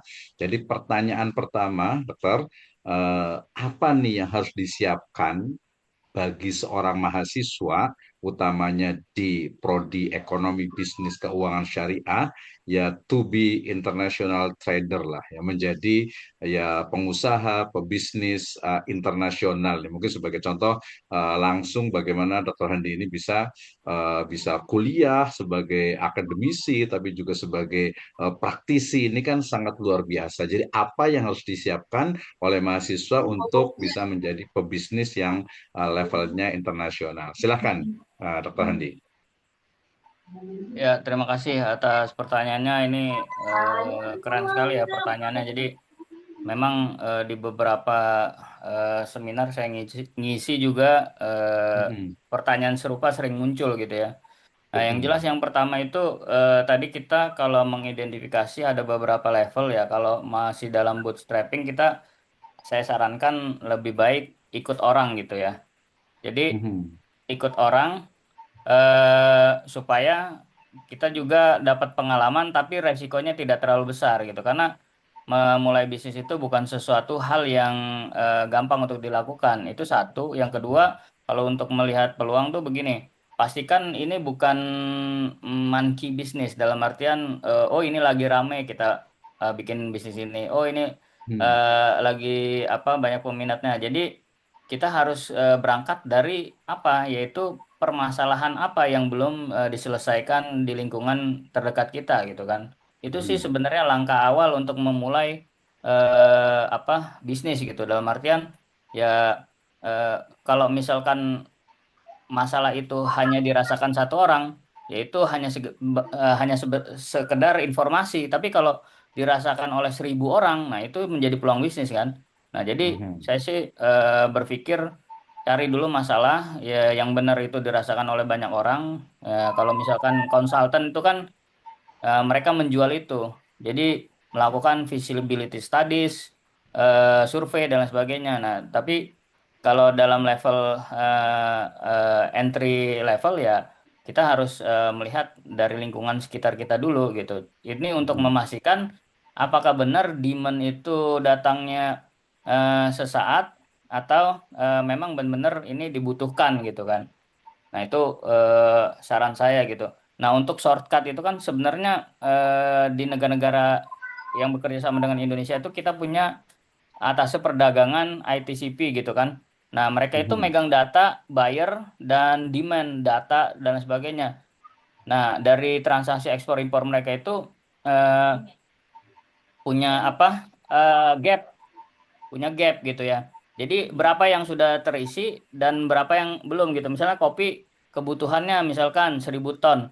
Nah, mereka megang data yang udah masuk impor tuh berapa.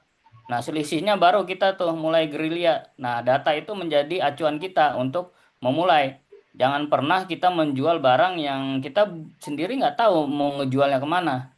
Nah, jadi mhm, sering-sering itu main ke atas perdagangan, melihat data gitu kan, demand-nya apa. Nah, mereka umumnya udah pegang orang yang mau beli gitu.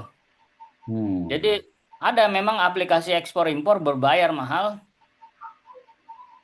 subscribe-nya itu kita $3.000 apa $2.000 gitu.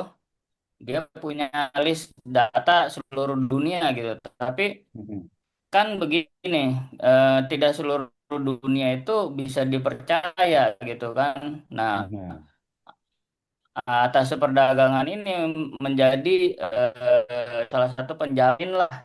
Ya masa atas perdagangan mau nipu kan enggak gitu. Nah, kalau kita mhm, nggak punya pengalaman ya lebih baik kita ambil shortcut yang paling aman seperti itu. Jadi kita cari dulu demand-nya, kita siapin cari barangnya dan itu banyak kok. Kayak misalkan oh di Jepang lagi butuh apa? Cangkang sawit namanya PKS per kernel shell gitu kan. Nah, itu 10.000 per kilo itu di Sumatera Barat itu kalau nggak salah. Nah, itu kebutuhannya di Korea, di Jepang. Nah, udah tinggal kita lihat nih berapa yang sudah terisi dan berapa yang belum terisi. Karena kan mismatch demand itu perlu data. Jadi kalau kita random ya kita resikonya besar.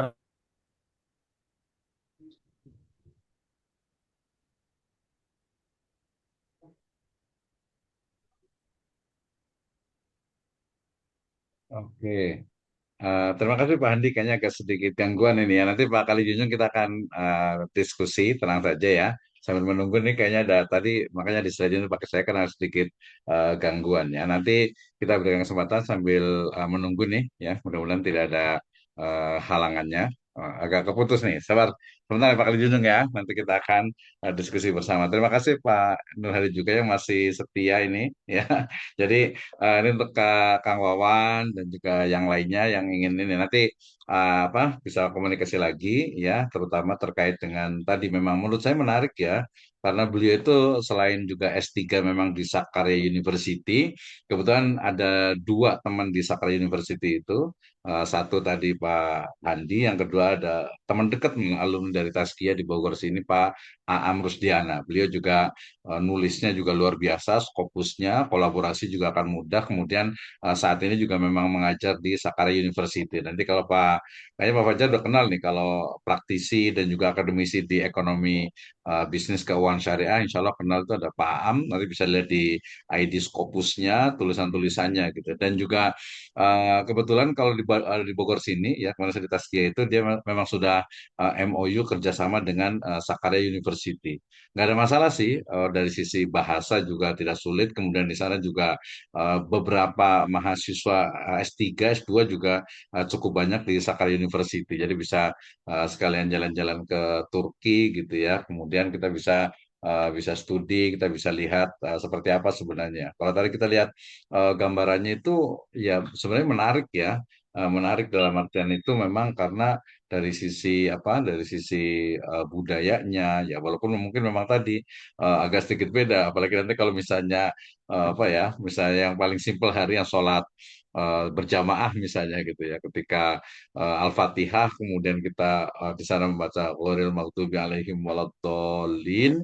Nah, kalau kita teriak sendiri amin, oh ini ketahuan dari Indonesia nih gitu. Karena di sana itu ikutnya sebagian itu madhabnya Hanafi gitu ya. Jadi tidak menggunakan ini ya, tidak pakai amin gitu. Oke, baik. Ini masih ada lagi Pak Hendi ini luar biasa. Ya, Prof. Mohon Sebelum maaf saya ke ini Pak Kali Junjung, ya. ya nggak apa-apa. Ini biasalah. Ini memang biasa ini kan salah satu dari problem negara berkembang, Pak Dr. Handi ini. Jadi internet itu beda dengan di Singapura ya, di USA, di UK ya. Ketika 4G atau 5G ya betul-betul 4G, 5G. Di sini 4G mungkin hanya 3G yang sampainya. Baik, sebelum ke Pak Kali Junjung, saya mau ada pertanyaan nih, Pak Dr. Handi ini. Menarik ini ya. Tadi terima kasih banyak, itu memang sangat membantu sekali. Nanti izin kita share juga di akun YouTube ya, baik itu di Siva ataupun di akun YouTube saya.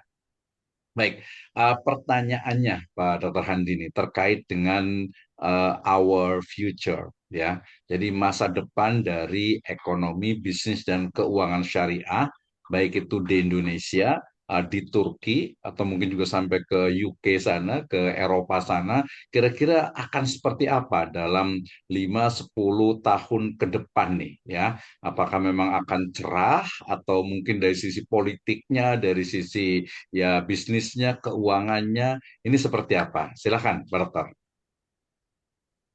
Ya, kalau untuk hal itu ya berdasarkan data yang saya terima gitu kan peringkat Indonesia dan lain sebagainya, data yang dirilis. Sebenarnya kalau dari data-data yang dirilis oleh pemerintah kita sih cukup optimis, tapi kita juga perlu mengcompare dengan negara-negara lain ya. Jadi Mhm, termasuk juga perihal seperti ini. Eh, ini salah satu contoh real nih. Kami transfer uang dari Indonesia ke Turki, mhm, kita coba dan dari Singapura ke Turki. Nah, mhm, perbedaannya gini. Uang dari Indonesia ke Turki butuh waktu 3 sampai bahkan seminggu waktu itu. Itu dalam transaksi besar ya. Nah, karena kita punya juga sister company di Singapura, itu hari itu juga nyampe. Nah, coba bayangkan berapa apa opportunity cost yang hilang dalam 7 hari ketika kita berinvestasi di Turki dengan mhm. kurs yang membengkak dan lain sebagainya. Nah, ini kan sebenarnya perihal level of trust juga, Prof. Betul. Nah, jadi kita punya PR sangat penting ini untuk transaksi keuangan itu juga ternyata level of trust kita masih ya cukup diragukan gitu kan. 7 hari, 3 hari bahkan selang 1 dan 2 hari itu menentukan juga. Kadang deal-deal bisnis itu juga dalam hitungan jam bahkan. Mhm, Nah, itu betul. eh, kita bisa kehilangan kesempatan dan sebagainya. Ini catatan untuk yang pernah kami alami. Tapi untuk future itu untuk 5 sampai 10 tahun ke depan sih saya sangat yakin karena apa? Islamic Finance ini keunggulannya ada di value. Nah, ini yang Mhm, terkadang luput dari aktivitas ekonomi pada umumnya gitu kan. Kita punya mhm, karakteristik itu yang menurut saya ini adalah core of sustainable adanya di value ini gitu mhm, kan. Jadi ini yang perlu kita pertahankan dan kita lebih apa terjemahkan kepada bahasa harian kita bahwasannya kita ini sangat beda meskipun isunya kan di level internasional juga kita dianggapnya nggak ada bedanya, cuman bedanya ya kita pakai terminologi Islam, mereka terminologi Yunani, Barat dan lain sebagainya gitu kan. Tapi mhm. saya sangat optimis kalau kita berpegang teguh pada value dan tidak terlepas hanya sekadar label tapi di level pengawasan, ya industri ini akan tumbuh jauh lebih dipercaya oleh masyarakat gitu kan. Meskipun ada saja yang tidak suka dan sebagainya. Karena kan kalau di bisnis itu, Prof, kita kan bersaing, Prof ya. Jadi Betul. mereka juga nggak pernah berpikir ini Islam atau agama apa gitu. Jadi mereka itu terkadang ini pada level persaingan bisnis apapun bisa dilakukan gitu. Nah ini kan yang menjadi Mhm, tantangannya orang-orang yang mengambil celah dalam satu dua fenomena itu. Karena ya kita juga kan mhm, cukup apa berkaca diri untuk melepas semua muamalat itu kan berpikirnya lama sekali. Bahkan saya juga dulu pernah di muamalat itu. Ya, mereka gonta-ganti sistem untuk meyakinkan investor baru yang akan masuk dan lain sebagainya. Ini kan menjadi PR kita bersama gitu. Ini bukan aib tapi sebagai bahan koreksi gitu. Jadi ya jangan juga kita menutup diri. Kenapa? Ya syaratnya untuk naik level kan muhasabah, Prof. iya betul, Gitu. introspeksi ya. Iya, masukan dari Dan juga orang terima itu, kritik ya. Mhm, iya, justru kritik itu kan kalau kita ke konsultan bayar loh. Iya, betul. saya kan juga pakai konsultan McKinsey, kemudian juga Mhm, Big Four itu di Turki, itu mhm, bayar untuk mencari kekurangan kita, bahkan kita harus bayar. mhm. Nah, ini orang dengan sukarela nyari kekurangan kita, ya udah itu pada level kritik ya kita jadikan itu sebagai masukan. Nah, berarti kita harus nutup di sini nih, gitu. Tapi kalau kita Iya. juga sendiri denial, itu justru Mhm, menurut saya itu pintu gerbang sebagai kehancuran. Nah, betul. tidak mau introspeksi atau muhasabah. Nah, itu syarat-syarat syarat yang harus kita penuhi gitu. Juga pada level inovasi kita udah jadi leader lah sama Malaysia dan negara lain kita udah jauh gitu. Itu udah bukan apple to apple lagi. Bahkan Indonesia dan Turki itu nggak bisa dibandingkan untuk industri ini gitu. Nah, kita Hmm, ngedrive sebenarnya. Turki banyak belajar dari kita. Bahkan ya mhm, supervisor saya dan sebagainya, mereka kan juga belajar dari Malaysia, dari Indonesia, bagaimana mengembangkan produk. Kalau di negara mereka masih terhambat karena ya mayoritas masyarakatnya masih sekular. Nah, kita nih udah mhm, Islam dari lahir gitu kan dalam mhm, kandungan, tetapi mungkin beberapa orang masih denial dengan eksistensi dari apa produk-produk ini gitu. Juga kita harus berani bermain di level internasional. Nah, BPKH udah mulai berani. BPKH Limited ya kan, kemudian mhm, mengelola investasi syariah di luar negeri di Arab Saudi, mungkin mereka melirik Turki sebagai salah satu potensi mereka akan ke sana, nah gitu. Dan lain sebagainya karena hari ini kan kita butuh yang namanya kolaborasi, Prof. Kalau kita hanya mhm. berkompetisi sendiri, kita hanya berlari dengan tenaga sendiri. Tapi kalau kita bersama-sama dengan negara lain, ya kita akan berjalan secara sustain gitu kan, saling membantu, saling support dan lain sebagainya gitu. Nah itu kemudian juga saya juga tadi dipesenin sama teman-teman, tolong promosiin dong ini international conference. Mohon maaf nih, Prof. Iya, nggak apa-apa, nggak apa-apa. Tapi tadi menarik ya Nah, sebentar. Jadi menarik ya, artinya ternyata tadi kan di level internasional ya antara contoh Indonesia dengan Singapura ya. Nah di level lokal sendiri, misalnya kami di Jawa Barat gitu ya, di ada satu bank daerah lah ya, bank daerah syariah gitu ya. Mulai dari hampir 3 bulan ini mobile bankingnya rusak gitu ya, kemudian ke mana namanya ATM-nya juga sangat sedikit sekali gitu. Akhirnya ini dosen-dosen di PTKIS gitu ya, Perguruan Tinggi Keagamaan Islam ini Jawa Barat ini merasa kecewa sekali dengan bank daerah syariah ini gitu ya, karena ya mm-mm. ngapain dulu lah, mendingan yang konven aja kata mereka, naudzubillah gitu ya. Ini dari itu. Baik, terima kasih Prof. Boleh nanti di-share-kan termasuk juga mungkin IAI, tapi kita kasih kesempatan dulu boleh sebelum nanti kini ke Boleh, boleh, Pak boleh. Kali Junjung nih. Nanti ada tadi Pak Dokter Kalijung Hasibuan dari tadi Padang Lawas, mungkin nanti bisa undang Pak Dokter Handi lah untuk mungkin kalau mau ke Padang Lawas boleh juga sama Pak Dokter Fajar Budiman juga dari Pasaman Barat juga. Pasaman ya, ya Pasaman Barat ya. Silakan Pak Kali Junjung, yang nggak usah ditulis lah, langsung saja lah, silakan. Boleh sambil nanti interkonferensinya, boleh. Assalamualaikum warahmatullahi wabarakatuh. Terima kasih Pak Waalaikumsalam Prof warahmatullahi dan wabarakatuh. narasumber yang luar biasa, padat, berisi, gitu. Daging semua. Padat berisi juga ini. Iya, daging semua kan. Bifi, Pertanyaan Bifi. saya sebenarnya sudah saya tuliskan mengingat dan menimbang waktu, tapi Mhm. secara umum di luar yang saya tulis, saya melihat sangat menarik bagaimana ketika kita melihat kondisi objektif yang ada di Turki ya. Saya tercengang tadi mendengar ya tingginya inflasi di Turki. Ya, ini kan sesuatu hal yang dalam bahasa ekonomi kan tidak sedang baik-baik saja. Tapi dari paparan daripada narasumber tadi banyak hal yang kita dapatkan kelebihan-kelebihan negara Turki dibandingkan dengan negara kita. Uh, Pertanyaan saya tadi yang saya sudah sampaikan di grup kita, saya bacakan saja ya Pak Ya, boleh, boleh. Prof. Mhm. Bagaimana ekonomi syariah dapat membantu mengatasi inflasi di Turki. Kemudian, apakah sistem bagi hasil dapat menjadi alternatif terhadap kebijakan suku bunga di Turki? Kemudian, bagaimana pengaruh inflasi terhadap penerapan prinsip maslahah dalam ekonomi Turki? Mungkin secara umum itu Pak narasumber, karena saya tahu memang Turki ini sudah lama dilanda ya paham itu tadi yang memisahkan antara Yes, negara dengan sekularisme ya. agama gitu. Ya, terima kasih Pak Prof. Mohon maaf. Terima kasih Pak Kalijeng Hasibuan. Silakan Dokter Handi.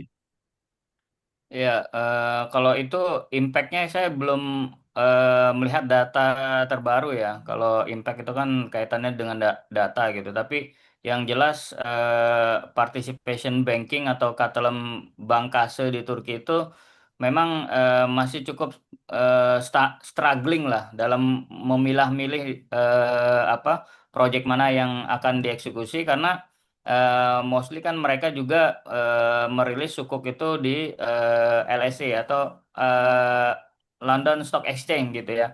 Karena ini juga inline dengan studi saya, ternyata UK itu salah satu negara yang kredibel dalam menerbitkan sukuk, padahal mereka bukan negara Muslim gitu kan. Kenapa? Betul. Karena level of governance ya. Jadi kalau kita berbicara ESG itu level penekanannya untuk sukuk itu di governance. Jadi UK ini jauh lebih dipercaya mayoritas investor global daripada negara-negara Muslim itu sendiri. Bahkan Mhm. ada salah satu proyek namanya Bing Hati itu di UAE, dia menerbitkan sukuk 500 juta euro di London Stock Exchange. Kenapa? Karena mereka menargetkan justru investor yang non-Muslim. Kenapa? Kalau dia eh, isu atau menerbitkan di UAE, investor asing yang non muslim yang banyak uangnya itu nggak tahu produk ini. Tapi kalau dia listing di London Exchange, dia rilis di sana, yang non-Muslim pun mau membeli. Kenapa? Karena dia berlindung dari instansi yang dipercaya yang bernama London Stock Exchange, ya. Nah, produknya syariah, tapi untuk level internasional London Exchange Stock Exchange itu nggak perlu diragukan lah, kayak Wall Street juga gitu. Nah, tapi Mhm. untuk level di Eropa gitu. Nah, ini juga menjadi catatan ya, bahwasannya di Turki itu masih ada level of trust karena imbas dari sekularisasi yang sudah mengakar itu, akhirnya masyarakat itu bahkan kalau kita bergeser ke politik, Presiden Erdogan itu kan membawa narasi Islamisasi itu juga cukup struggling ya, menangnya kan tipis kemarin gitu karena Mhm. ada juga penggembosan dari lawan politiknya dan sebagainya. Ya untuk terminologi Islam di Turki itu juga masih sedikit sedikit anti gitu ya. orang-orang Mhm. sana gitu. Makanya mereka itu ibaratnya berkamuflase di balik katelem atau participation Mhm. demi penetrasi market aja dulu gitu. Mhm. Nanti kalau Betul. misalkan masyarakatnya udah ngerti melek manfaat dan dampaknya apa gitu, mungkin mereka mulai merubah regulasi itu. Tapi presidennya sendiri sih memang kita melihat ya untuk Islamisasi dan sebagainya sangat kuat Erdogan itu dibandingkan lawan politiknya. Jadi ya selama masih leadernya memiliki keberpihakan ke arah sana, ya itu akan menjadi titik terang juga. Tapi ini fakta menarik ini kan sebenarnya mungkin banyak yang lupa ya. Inflasi Turki itu parahnya apa? Ini fakta uniknya loh. Ketika Presiden Erdogan itu merubah suku bunga itu, dia bilang begini, riba itu adalah setan. Tapi besok lusanya itu langsung inflasinya 30-40%. Hmm. Ini Setannya datanya, berarti ya. setan yang ngamuk, Iya. ya kan? Iya. Nah, karena masyarakatnya juga belum siap. Padahal presidennya udah siap loh. Coba bayangin, Hmm. kalau kita punya presiden, dia bawa terminologi riba itu setan. Wah, itu langsung nggak tahu market crash atau apa gitu kan. Kalau Mhm. kita sih dukung-dukung aja kan. Tapi kan nggak tahu Ya, respon market seperti apa. Karena para betul. pemain di capital market itu yang notabene ini hot money. Kalau dia nggak Mhm. suka hari ini juga jual. Benar nggak? Nah, Turki Mhm. pernah Betul. kejadian itu 2018. Kenapa? Presiden mengucapkan terminologi yang sensitif di mana masyarakatnya pun belum siap. Coba bayangin, kalau misalkan di Turki itu 60% pemain capital marketnya dari luar dan dia bukan Muslim, Mhm. artinya sentimen itu langsung negatif ya. Kayak misalkan kita tapi kan isunya beda, negatifnya karena apa? Ya kan? Itu Mhm. satu. Kedua, waktu itu inflasi Turki itu titik poinnya adalah ketika Erdogan berusaha untuk merekrut orang-orang dekat dia menjadi orang central bank. Hmm. Ini kejadian di Indonesia. Hmm. Nah, kalau kita ngambil pelajaran dari Turki, itu jadi titik kenapa inflasi hari ini melambung tinggi nggak turun-turun. Salah satu titik dia naiknya itu ketika fenomena itu 2018. Hmm. Sampai sekarang susah turun. Kenapa? Masyarakatnya belum siap. Hmm. Coba, coba kalau misalkan Islamic Bank namanya Syariah Bank di Turki, itu mungkin 1 tahun langsung tutup. Iya.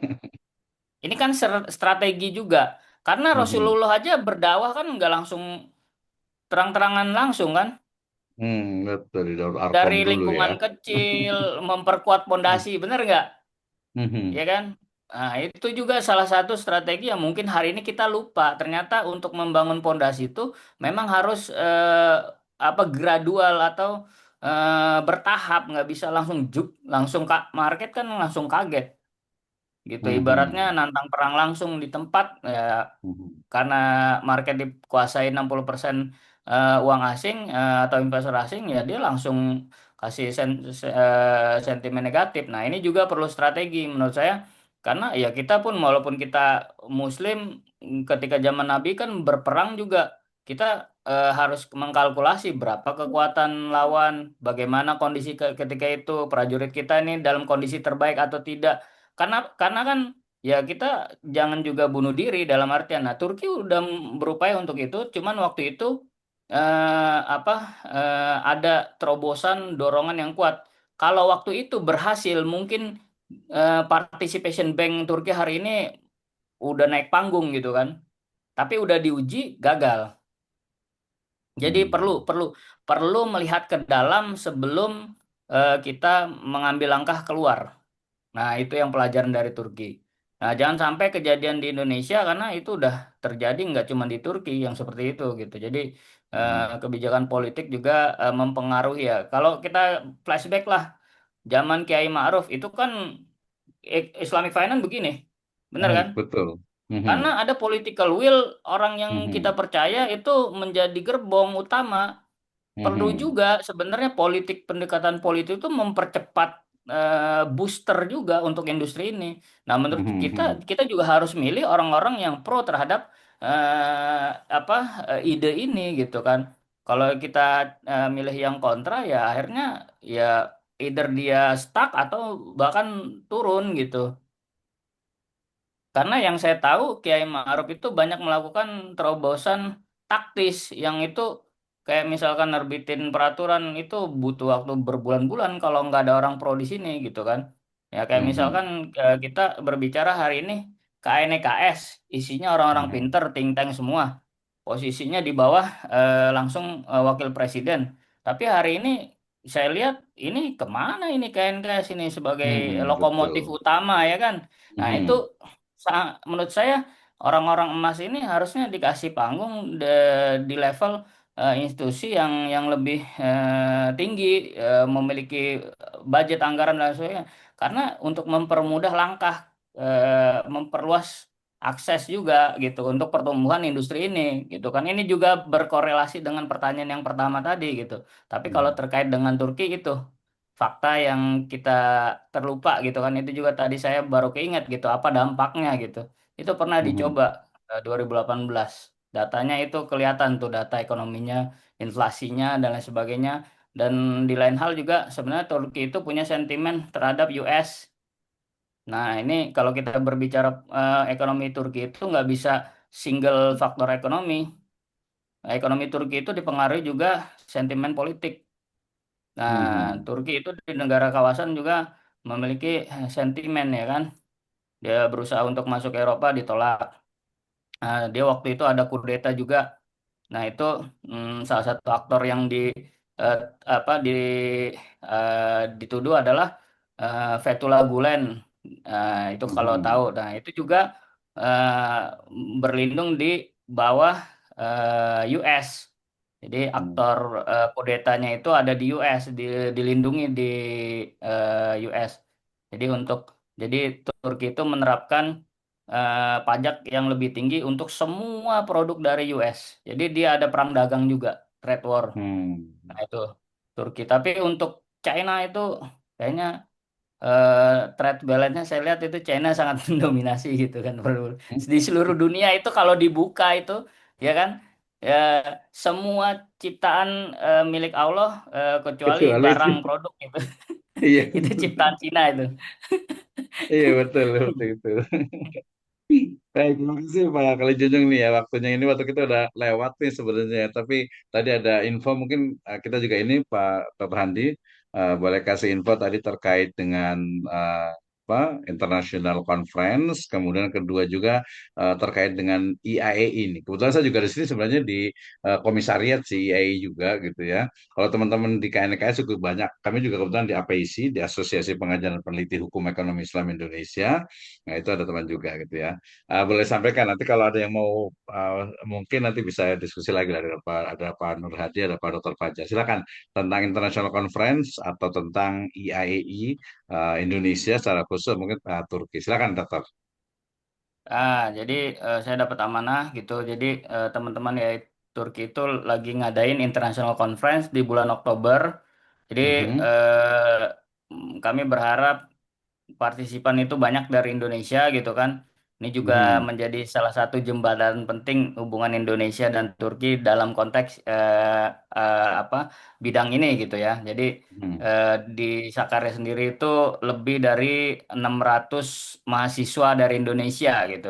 Tapi untuk mhm, Islamic Finance ya mungkin nggak lebih dari 20 gitu kan. Itu mhm, saya termasuk lulusan pertama untuk S3-nya gitu. Nah, jadi mhm, saya berharap ada dari partisipan dari Indonesia karena kemarin tuh saya lihat datanya dari Pakistan, dari Malaysia gitu kan. Nah, ini saya mhm, berharap dari Indonesia ada yang submit papernya gitu. Nanti saya mhm. boleh share linknya ke Prof. Misno Boleh. ya, Nanti kita gitu share ke jaringan informasi dan saya sebagainya. semuanya. Mhm, Itu, nah, saya sejak 2020 tuh biasa ngasih pelatihan untuk dosen S2 yang mau dapat beasiswa di Turki gitu. Nah, mhm, Nah, ini juga mungkin kalau misalkan ada yang mau ke Turki ambil S2, S3 gitu kan dan lain sebagainya itu bisa. Nanti kalau di Sakarya itu juga mereka open ada English class. Jadi kalau saya dulu belajarnya setengah bahasa Turki, setengah bahasa Inggris gitu. Itu sangat menantang karena belajar bahasanya cukup susah gitu kan. Jadi ada Mhm. mereka buka program kelas bahasa Inggris, jadi pengantarnya bahasa Inggris. Jadi silakan teman-teman kalau pengen kuliah di Turki, baik beasiswa atau mandiri juga relatif terjangkau ya, kayak per semester cuman 4 juta rupiah gitu kan per Mhm, semester murah ya. karena dia kampus negara, jadi kalau di sana itu banyak apa insentif dari negara tuh untuk pendidikan. Jadi pajak mereka tinggi tuh agar pendidikan mereka tuh gratis. Jadi orang Turki itu dari SD sampai kuliah itu yang mau sampai S3 itu gratis. Jadi Hmm. Yang pajak untuk itu S3 digunakan berapa, Pak Muhammad? ya Yang S3, uang kuliahnya berapa? Satu per semester. semester itu 4 juta rupiah, Pak. Ya, S2? S2 lebih murah dari itulah. Ya, ya. Saya kurang Sama paham kalau juga, S2. 6 semester juga di semester yang S3. Kalau S2 tergantung kalau pakai bahasa Inggris dia 2 tahun, kalau yang S3 ya 3 tahun. Tapi kalau bahasa Turki bisa 5 tahun, 6 tahun gitu. Wih. Hmm. Iya. Ini apa dari Padang Lawas harus nih dosen-dosen yang muda di sana terutama gitu ya. Nanti bisa komunikasi lah dengan Pak Handi ya. Baik Pak Handi, waktu kita udah masih ada 4 menit lah ya. Mungkin gimana tentang IAE ini? Silakan boleh dijelaskan lah dalam 3-4 menit lah. Ya, kalau IAI Turki ini sebenarnya kan relatif baru ya. Kalau dulu memang Hmm. jamaahnya masih sedikit, Prof. Jadi sekarang udah Hmm. lumayan banyak. Di sana juga ada Mas Aam gitu kan, udah ngajar di sana gitu kan. Mhm. Ini juga pentingnya level of trust. Jadi Mr. Aam ini punya kedekatan khusus dengan Kaprodi kami ya. Akhirnya diajak gitu untuk Iya bergabung di betul sana betul. gitu. Ya, sharing dan Ya sebagainya. Ini kebetulan kan deket pentingnya. itu. Karena kalau Mhm. nggak ada level of trust itu pasti tesnya susah. Betul betul betul itu Almost kayaknya berat banget impossible. juga sih. Ya, itu rekomendasi akademiknya dia dapat dan lain sebagainya itu kan mempersingkat gitu. Nah, itu Mhm.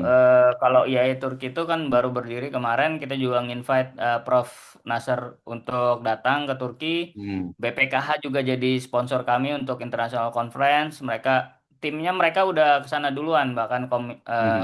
apa, pengawas BPKH sudah berkunjung ke Sakarya gitu. 6 orang, Mhm. 5 orang gitu untuk studi dan lain sebagainya. Nanti kita juga ada program kemarin saya dengan Kaprodi itu apa jalin kerjasama dengan UGM, Unpad Mhm. buat apa short course setahun di sana ya kan dari Unpad mau ngirim, UGM juga mau ngirim. Kalau UGM kan karena MBA dia lebih ke industri, praktikal industri di sana seperti apa, mereka akan mengirim mahasiswanya yang MBA itu untuk kunjungan industri kemarin 65 orang. Nah, ini Mhm. kan bisa jadi kerjasama akademik, international conference, kemudian MOU dan lain sebagainya. Setahun di Indo, Mhm. setahun di Turki dan lain sebagainya. Pertukaran dosen juga sangat mungkin. Kemarin juga ada pembicaraan ke sana. Jadi beberapa dosen sana ngajar di Indo, yang di Indo ngajar di sana gitu. Nah, itu juga kan kolaborasi internasional kan saya rasa sangat penting ya di dunia akademik. Nah, ini juga Mhm. menjadi pintu gerbang gitu. Jadi Sakarya itu salah satu produsen Islamic Finance Scholar yang profesor-profesornya itu udah didistribusiin ke Hmm. apa kampus-kampus lain karena Sakarya itu salah satu paling tua untuk program ini.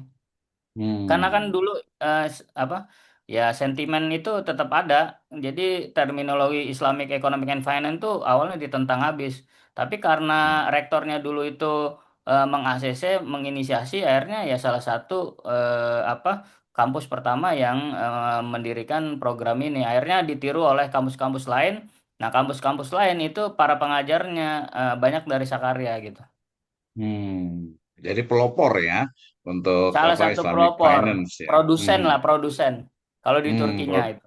Hmm. Iya, iya, iya. Mudah-mudahan nih teman-teman semuanya, peserta sekalian Siap. bisa sharing, nanti tinggal apa namanya boleh kirimkan untuk call papernya. Mudah-mudahan teman-teman bisa saya masukkan ke jaringan saya lah. Kebetulan banyak juga kemarin terakhir di yang kerjasama MUI dengan BI juga yang TOT untuk Istilah Ekonomi Syariah itu juga cukup banyak. Kemudian juga tadi di APIC, kemudian di ADI juga, tadi juga di IAI untuk wilayah Bogor Raya sini juga kita ada kajian juga termasuk mesnya dan sebagainya. Saya rasa ini juga menjadi salah satu kontribusi kita lah ya pada Terhandi ya. Bagaimana Betul, betul. ekonomi, bisnis dan keuangan syariah itu bisa terus berkembang ya. Terutama tadi saya juga kemarin terakhir itu dengan dari BI itu kan nanti Indonesia juga satu-satunya negara yang memiliki APBN halal katanya gitu ya. Selain itu juga info juga katanya KNKS itu nanti akan jadi badan juga, jadi bukan hanya komisi gitu ya, tapi dia akan menjadi badan seperti badan wakaf, badan wakaf ada ya mungkin kayak BGN lah ya, Badan Gizi Nasional. Jadi ketika ada badan kan mungkin bisa lebih. Termasuk juga KDKS kan sebenarnya juga cukup bagus ini. Tinggal ya Iya, tadi iya, iya. kebijakan dan juga semangat lah kita untuk bagaimana ekonomi bisa keuangan syariah itu bisa berkembang dan tentu saja tadi menyebarkan rahmat untuk semuanya. Karena saya pikir ini juga salah satu dari kontribusi kita. Jadi bukan ditanya tentang bagaimana, tapi tentang apa sih kontribusi kita untuk ekonomi, bisnis dan keuangan. Apalagi itu adalah part of our din ya, bagian dari agama kita. Dan ketika nanti ditanya ya mungkin seperti analoginya semut hitamnya di masa Nabi Ibrahim ya mungkin tidak terlalu kelihatan, tapi ini loh bukti nyatanya. Dan insya Allah rekaman ini juga akan terus ada di YouTube gitu ya untuk jadikan sebagai ini kontribusi kami di ekonomi, bisnis dan keuangan syariah. Sekali lagi terima kasih untuk semuanya. Ada Saya closing juga remark ucapkan Pak terima Dr. kasih. Handi terkait dengan ini 1-2 menit mungkin pesan-pesan untuk praktisi akademisi ekonomi syariah di Indonesia lah. Silakan. Ya, kalau pesan saya sih sebenarnya kita harus tetap ya konsisten dalam apa menumbuh kembangkan industri ini gitu kan, sampai benar-benar Hmm. ini menancap pada kehidupan kita sehari-hari gitu. Artinya sampai benar-benar instrumen ini diterima oleh masyarakat Indonesia itu secara tidak lagi terpaksa gitu, Mhm. melainkan sebuah keharusan gitu karena ada unique selling point value itu yang kita tawarkan. Nah, ini yang menjadi tugas kita bersama, konsisten itu penting karena tawaran kayak misalkan kayak saya kan lebih aktif mungkin di industri gitu kan apa segala macam. Hmm. Sebenarnya yang kalau founding father terdahulu kan mereka punya komitmen ya kayak Asad Zaman, Profesor Asad Zaman dan sebagainya. Mereka memang sama sekali tumbuh di lingkungan yang tidak support sama sekali. Nah, bisa bayangkan Mhm. kan? Kalau hari ini kan, oh, praktisinya banyak, akademisinya banyak, ya mereka sudah berhasil menginfluence kita untuk berada di level ini. Nah, kita berharap di setiap zaman ada orang-orang seperti itu yang memang dia itu mengabdikan dirinya untuk apa bidang ini gitu kan, yang tanpa pamrih dan lain sebagainya dengan sukarela karena ini panggilan bukan hanya panggilan duniawi tapi panggilan keyakinan kita sebagai seorang muslim seperti itu. Itu Prof. Oke, terima kasih. Luar biasa sekali. Ya, sangat selesai waktunya sampai hampir 2 jam ini. Ya, jazakallah khairan. Terima kasih banyak waktu, ilmunya, dan sharingnya. Mudah-mudahan tidak bosan untuk kita bisa diskusi bersama. Dan untuk teman-teman semuanya, Ibu Bapak sekalian, terima kasih atas waktu dan juga diskusinya bersama. Ini bukan akhir, kita akan bisa diskusi lagi dengan Prof. Handi. Ini mudah-mudahan ini ke depannya ini sangat luar biasa sekali. Dan sama-sama kita tutup Amin. dengan hamdalah dan doa kafatul majelis. Alhamdulillahirabbil alamin. Alhamdulillah. Subhanakallahumma wa bihamdika asyhadu an la ilaha illa anta astaghfiruka wa atubu ilaik. Wallahumma wafiqil aqwamit thoriq wa billahi taufiq wal hidayah. Wassalamualaikum warahmatullahi wabarakatuh. Waalaikumsalam. Waalaikumsalam warahmatullahi Hadi bisa wabarakatuh.